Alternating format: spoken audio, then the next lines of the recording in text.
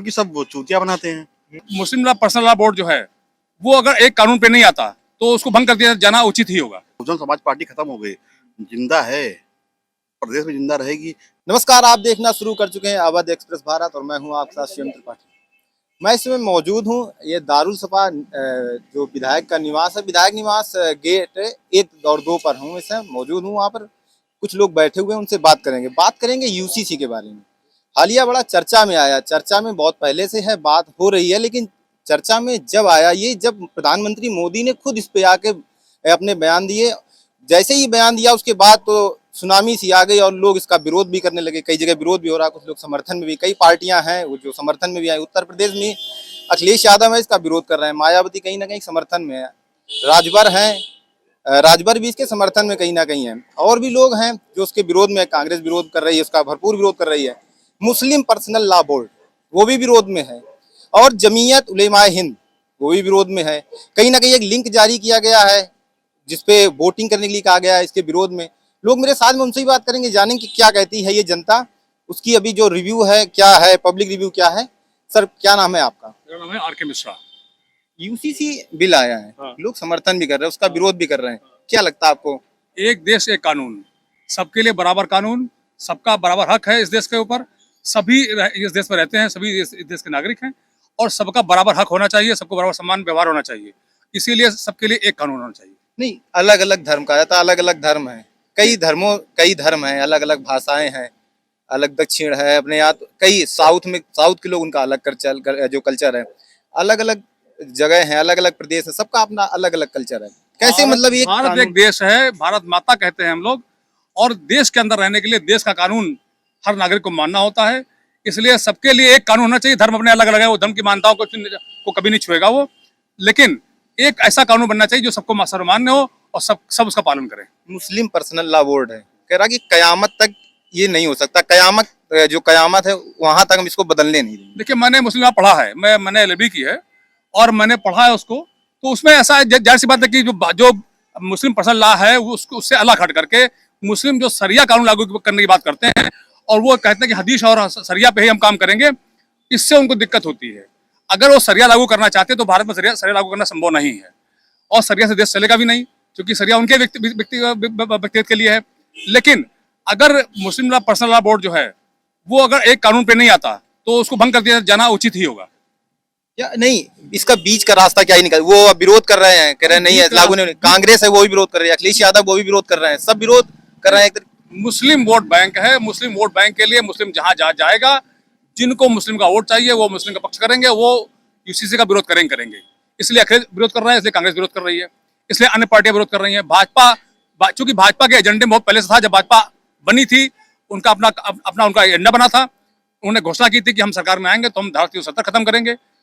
उन्होंने 3 तलाक खत्म किया, वे अब यूसीसी लाना चाहते हैं, ये उनके एजेंडे में था। नहीं, और जो पार्टियां हैं वो भी कह रहे हैं कि ये चुनावी एजेंडा है भाजपा का। हर जब चुनाव आते हैं, जैसे चुनाव आते हैं, एक नया एजेंडा लेके चले जाते हैं। अब उनके पास कोई एजेंडा नहीं था तो एक यूसीसी का एजेंडा ले आए। भारत में हर प्रदेश में 6 महीने बाद हर पूरे देश में कहीं ना कहीं चुनाव होता रहता है।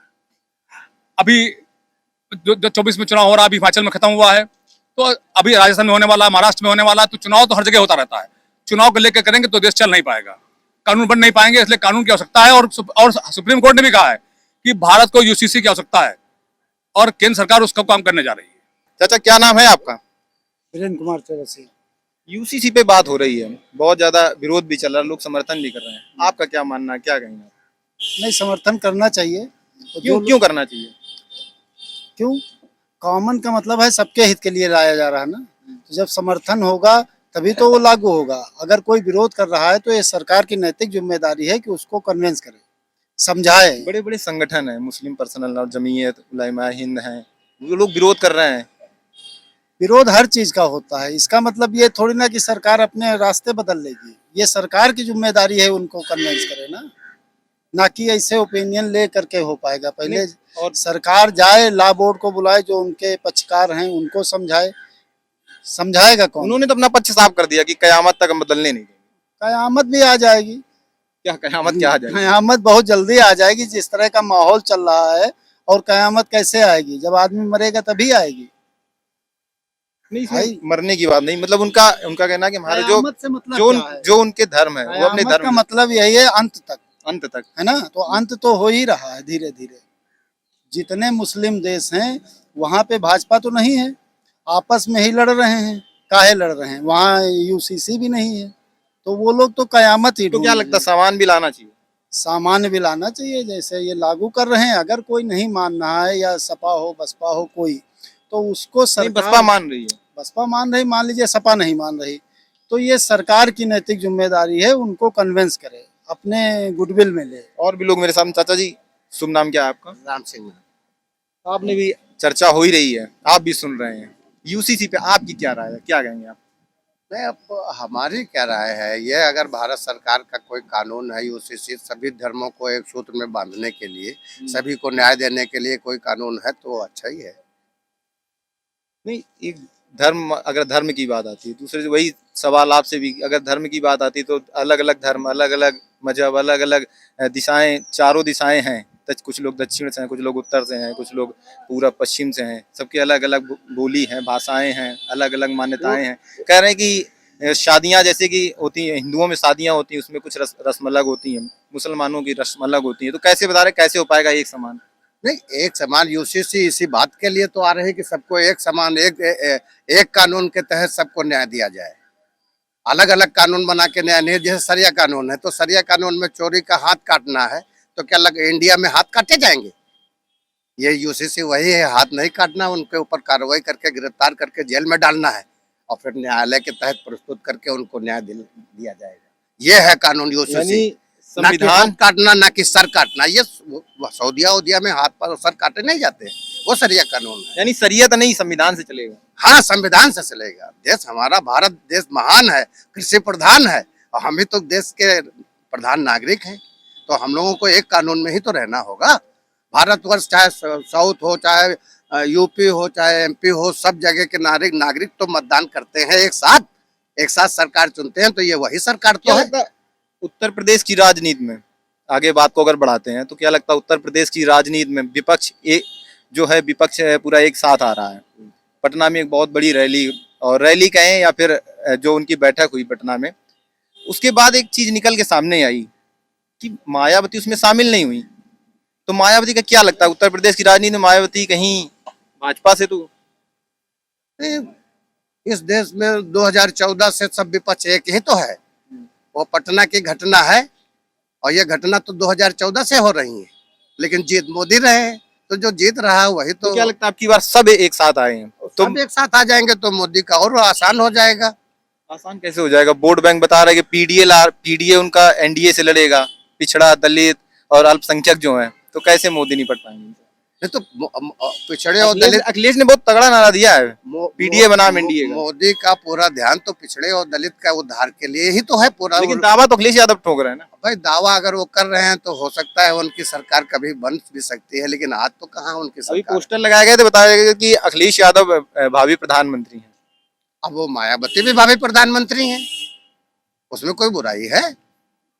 और कोई देख लेगा, ममता बनर्जी, सपने कोई देख लेगा, सपने देखने में क्या दिक्कत है? सपने देखेगा, तो ये सपने हैं, ये बिल्कुल सपने हैं। जो ये गठजोड़ बनाया गया, इसका क्या? गठजोड़ तो 2016 से बन रहा है और दो पिछला इलेक्शन हो चुका है और सब एक साथ आए भी थे, फिर आएंगे, उससे कोई फर्क नहीं पड़ता मोदी को।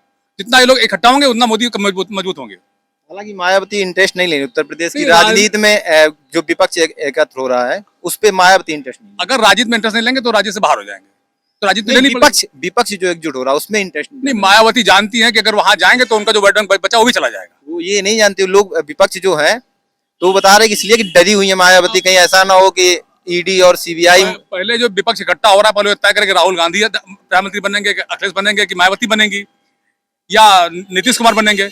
ये पहले प्रधानमंत्री की चेहरे की घोषणा तो कर दें, फिर मालूम है कौन बनेगा। अभी तो वही इकट्ठा होंगे फिर लालू यादव ने बोल दिया था पटना वाली जो उनकी सभा हुई थी उसमें कि राहुल गांधी को दूल्हा घोषित करते हैं। नहीं, लेकिन सबने माना नहीं ना, अभी सबने माना नहीं है। सब मान के सब लोग एक घोषित करें। भाई लालू क्या बोल रहे हैं? राहुल गांधी तो लड़ी लेकिन नहीं, लाल आज की डेट में तो प्रधानमंत्री कैसे बनेंगे? लालू जी, आधार मजबूत होगा तभी सरकार बनेगी। लेकिन लालू जी ने हाथ रख दिया कि दूल्हा लालू जी बनाना ने है। रख दिया तो बरी कराएंगे। लालू जी अंदर हो जाए, उनको बाहर कर दे। जब मायावती बता रहे डरी हुई है इसलिए ईडी और कोई जो नहीं सीबीआई डरा बता रहे मोदी जो विरोध करता है। राजनीति अवसर की होती है, वो अवसर ढूंढ नहीं है, जब इधर अवसर जब अवसर मिलेगा तो वो आगे आएंगे। इधर इधर आजी खाना बताएं। बीएसपी मूवमेंट जो है ना, वो राजनीतिक मूवमेंट नहीं है, वो संगठन का मूवमेंट है। वो मूवमेंट चलता रहेगा। वोट कब मिले, सरकार बनेगी, आज नहीं बनेगी, कल बनेगी, परसों बनेगी, नरसों बनेगी, 10 साल बाद बनेगी। भाजपा जो वोट नहीं मिल पाई, फिर बहन जी आएंगे, जो नहीं रही तो कोई और आएगा। अगर जैसे काशीराम साहब थे, बाबा साहब थे, आज बहन जी थे, बहन जी के बाद कोई और कोई महापुरुष पैदा होगा समाज में। बहन जी अपना पत्ता नहीं खोल रही है। अब भैया इतनी जानकारी हमको नहीं है, पर हम समाज के वोटर हैं। ये नहीं कहो बहुजन समाज खत्म हो गया, बहुजन समाज पार्टी खत्म हो गई, जिंदा है, प्रदेश में जिंदा रहेगी। एक सीट जीत के आए थे हम लोग, मगर वोट प्रतिशत देखिए है 10-12% तो है, बढ़ेगा घटेगा सब चलता रहता। कभी सरकार बनाई, कभी सरकार नहीं बनी, चलता रहेगा। यूसीसी पे अच्छा बताइए क्या मतलब है? यूसीसी समान नागरिक जो बिल आ रहा है उस पे क्या? फिर अखबार पढ़ना बंद कर दिया, क्योंकि अखबार इसलिए नहीं पढ़ते हैं हम कि सब सिस्टम है। हम बता दे रहे हैं ये है यूसीसी अखबार कि सबके लिए एक नियम होगा। रवीश कुमार साहब जो है, उन्होंने कहा कि अखबार और टीवी देखो ना। क्यों? क्योंकि सब वो चूतिया बनाते हैं। तो वही अब जो जन एक बात होगी बहन जी के लिए, तो संगठन था, संगठन है, संगठन रहेगा। बहन जी के फैन हैं आप? फैन नहीं है, वर्कर है। अच्छा वर्कर हैं। हाँ, और रहेंगे, जीवन भर नहीं रहेंगे। यूसीसी पे कोई बात नहीं करनी। हमने देखा ही नहीं तो क्या बहन जी पे बात करनी, तो बहन जी पे बात कर ली। तो लोग मेरे साथ में थे, उनसे बात की जाना, यूसीसी पे बात हुई, साथ में बात हुई कि 2024 में आखिरकार कौन आएगा। तो लोगों ने बताया कि नहीं, अगर प्रधानमंत्री मोदी नहीं बनेंगे तो बनेंगे राहुल गांधी भी नहीं। लोगों की अपनी अलग अलग राय है। मायावती पे भी बात की। मायावती जो है वो उत्तर प्रदेश की राजनीति में बहुत बड़ा उनका अपना कद है, लेकिन उन्होंने अपनी अभी तक पत्ते नहीं खोले हैं। सारा विपक्ष एकजुट हो रहा है, लेकिन बहन मायावती जो है वो अभी अपने पत्ते भी खोल नहीं रही हैं। पत्ते जब खोलेंगी, कुछ लोग कह रहे हैं कि वो ईडी और सीबीआई से दबी हुई हैं। ईडी और सीबीआई जो है उनके पीछे लगा दी जाएगी, इसलिए दबी हुई हैं। तो ऐसी तमाम खबरों से जुड़े रहने के लिए बने रहिए अवध एक्सप्रेस भारत पर। नमस्कार।